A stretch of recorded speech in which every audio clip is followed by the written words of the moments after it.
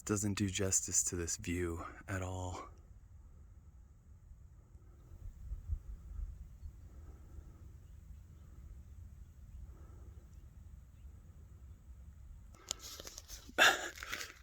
It's kind of weird hiking alone, overnighting on the Arizona Trail by myself.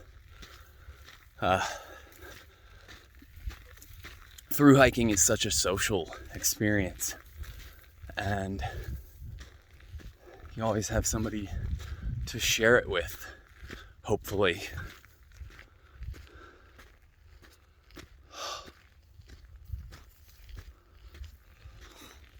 This is a solo venture, and I think, I need healing, I need time alone, sure. I can appreciate it, and in some ways, it's better, but I'm not sure if the better ways outweigh the friendship and camaraderie that I experience through hiking, no matter how messy that gets, because it gets really messy, as I would know from 5,000 miles.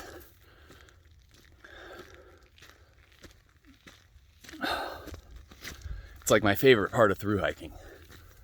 So now I'm out here in this really cool desert mountain landscape, hiking along, and I've got nobody to share it with but myself. And like posting about it for this, it's an audience of friends mostly, and some people that are just kind of in for it because it's cool.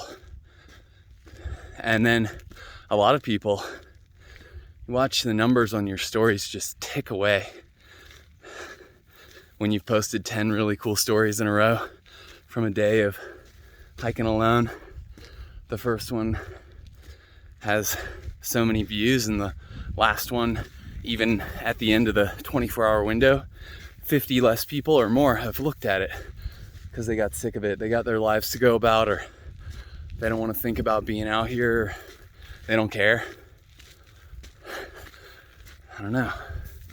It's artificial in a way to depend on social media for social fulfillment.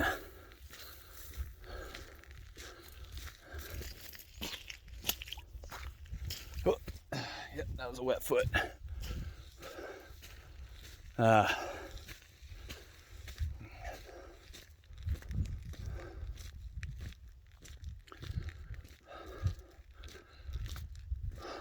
miss my friends. I miss having friends.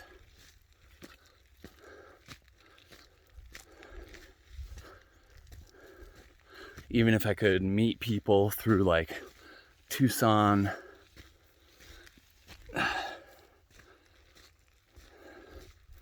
hiker community or something online, it's not quite the same. It's not as organic as when you're in a crowd of people on trail and you naturally gravitate towards the ones that you vibe with, like school or summer camp.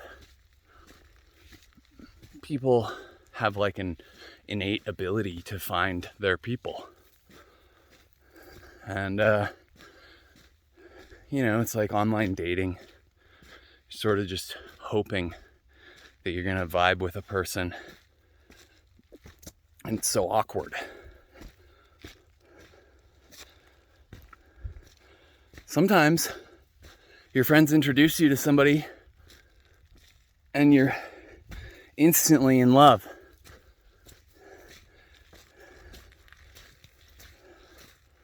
Even then, there are potential compatibility issues.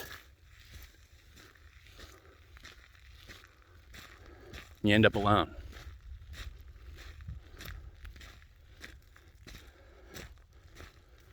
A friend of mine from trail this year told me recently that everybody ends up alone in death.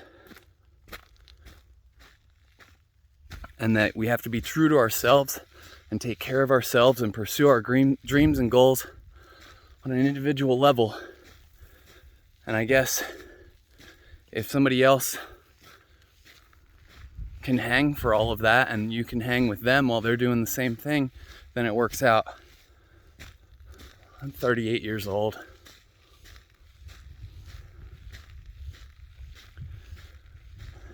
No luck yet.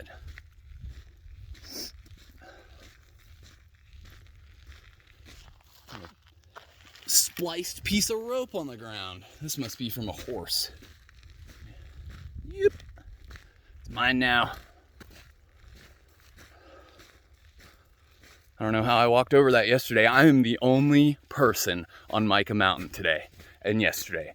I saw 3 humans, 2 nice old ladies going for a walk on the ground level right past the MPS gate, and 1 dude coming in asking if the gate was locked. He must be doing some distance. He had not been out that exit. I gotta say, getting into Tucson from the Loma Alta trailhead without a ride probably be pretty challenging. Those were the only 3 people I saw. And the entire following, that was 2.5 miles in on flat. And as soon as I turned onto the Arizona Trail, and up until this very moment, I've now done something like, let's see, it was 21 miles to the top of Mica Mountain and back down to Grass Shack.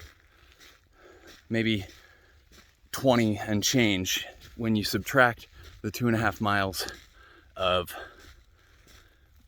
the Hope Camp Trail, which is the flat right behind the gate where Dorothy is parked.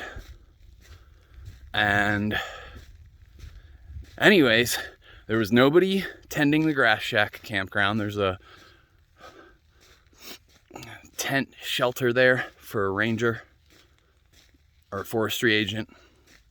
This is National Park. And then I went through Manning Camp at the top, which has a full-on brick ranger building, and saw 0 human activity. And when I came back in the dark, there was no light to be seen anywhere.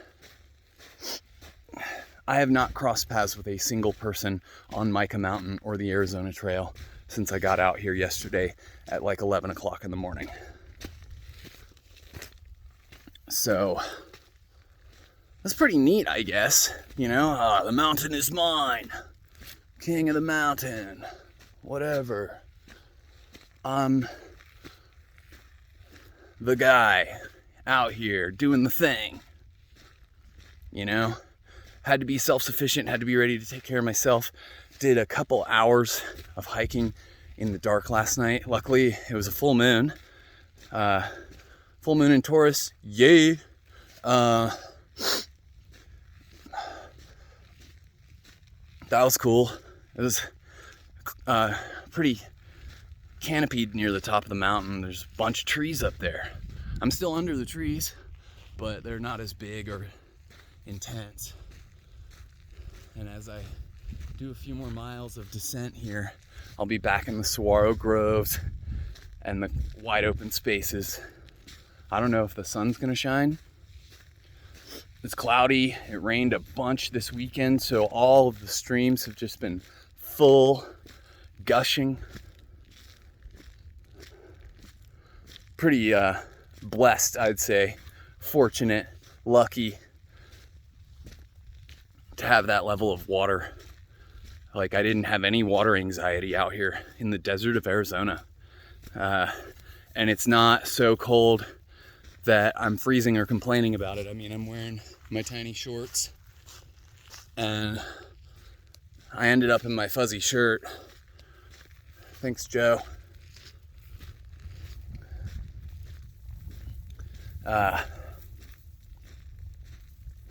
It's chilly. Probably 45, 50 degrees out right now. I remember my very first video I ever made while hiking the first day of the Appalachian Trail, it was probably 50 degrees or colder, and it was foggy and it was wet. Like, I used to have a crappy mustache and it was full of water that day. And I remember doing this exact thing, like, yeah, I'm on a hike, blah, blah, blah, blah, blah. And I was like, it's really cold out, but this is probably perfect hiking weather. Well, anybody that knows me knows that I'll complain about the cold at the drop of a hat. And my fingers are pretty cold holding my phone right now and holding my trekking poles and my piece of rope. I don't care. It is perfect hiking weather. Hard to get overheated. Look at all the water. So much water everywhere. I have a feeling I'm gonna go to do this through hike in October, November. It's a southbound hike in the fall, so I'll be here in November. All the last comments on Gut Hook are from like 2 days before Thanksgiving. November 25th, constantly. It was the last comments left. And all of them were saying, oh yeah, there's water in the streams. You gotta go upstream to find it flowing or whatever. Pool's deep enough to dip from. Here I am 2 weeks later and it's like flowing. So that's super cool. I was listening to this podcast yesterday, Huberman podcast. There's a big open area here.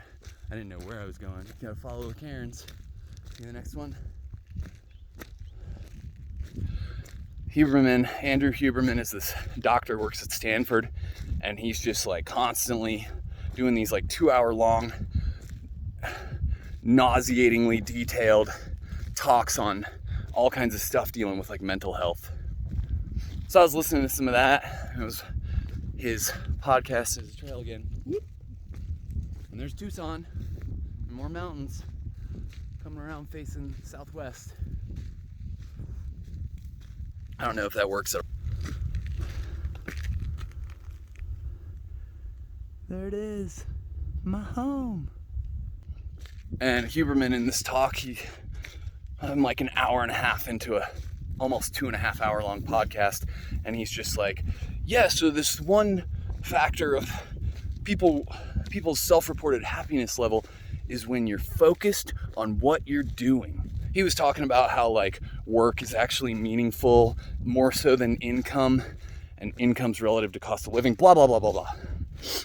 He was saying that like doing things that you care about and focusing on them and being focused brings happiness. And I was like, oh yeah. And I turned the podcast off. I haven't listened to any music or anything since. Now I'm talking to myself while walking, but it's still meditative to some extent. I'm thinking out loud. I'm recording my thoughts. Since I nearly died getting rear-ended at 45 miles per hour, I've been hyper aware of my brain state and, you know, my cognitive abilities or lack thereof. And I think I'm doing okay. But I take a lot of notes now. And this is like taking notes. There's also a part of me that thinks, oh, maybe I'll share this, but now I'm 14 minutes into just blabbering. Who's gonna watch me talk for 14 minutes? I'll tell you what, I nearly shot my knees yesterday. 23 miles in 9 hours after not having hiked since like September 6th or something, 3rd? Yeah, I think it was the 3rd that we got to the end of the Lion's Head closure that we had to skip in Oregon. 6 months, 2 days, with a whole lot of zeros. Anyways, my knees have gone soft again, and I totally forgot, amongst a few other things, toilet paper. Thank God that Privy was stocked. Man, the park system out here is on it. Thank you. I forgot my knee braces, or wraps, or anything, so here's where I'm at. I don't know if you can see that. It's my favorite bandana that I wore for that I haven't taken off since I got it in like April. That's my knee wrap, because my left knee is like mad at me. It's a little swollen. It's funny because at the end of the hike, it was my right knee that was giving me all the trouble. And that was actually this other completely different spot up in my quad where it connects to my knee. This is like the bottom inside of my left knee. That's just like ping, ping, ping. It's really a lot. Took a bunch of ibuprofen when I woke up this morning. Drank some coffee. Ate some Pop-Tarts. Look at this little guy. So cute. Right on the trail.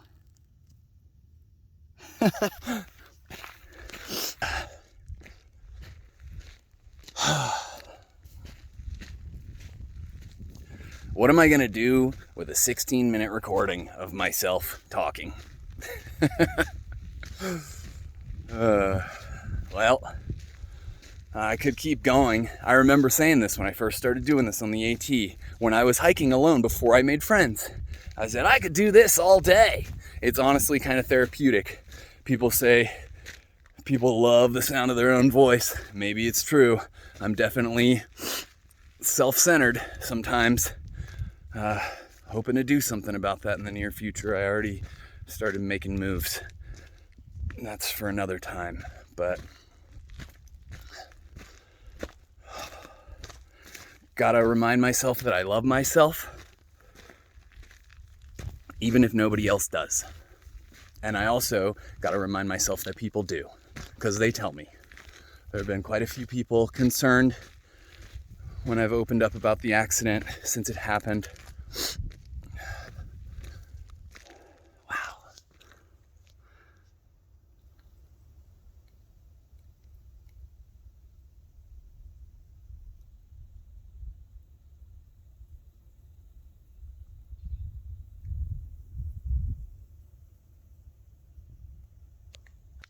So yeah, as far as I'm concerned, love is the driving force of the universe. People say God is love. That's pretty accurate, God is everything. Divinity is like love. And that force is like the energy and drive of existence. I believe that. And, love is the answer has been my mantra for years now. When I want to freak out, I try to tell myself that. It's more powerful and harder to grasp than hate or anger or anything of the sort. And that's why so many people turn to the dark side, because it's the easy path. Look at any piece of fiction, movies, video games, Star Wars. It's easier to take the path of the dark side. It's easier to surrender to it and let it take you over. And love is harder to grasp and to hold on to and to feel and embrace and use to your benefit and the benefit of the people around you. When you feel anger overtaking you,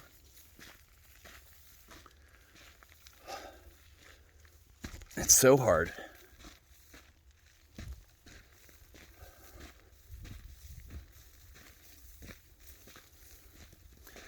Pushing 20 minutes on this recording. I think maybe that's a good thought process to stop it on. And now I'm going to go back to hiking in silence for the remainder of this 10 miles, which at this point is probably, it's 9, probably 8.5 miles for me to get back to Dorothy. And I'm still praying that she's okay. Dorothy is my car, and she was parked in a lonely, potentially sketchy place last night. So, guess I'll find out soon. I'm not letting it stress me out. If my windows are broken, there wasn't anything inside worth taking. The glove box with the registration was locked. And I'll just clean out my driver's seat and drive to an auto body place and get my window fixed. It's not that big of a deal. It's gonna be okay.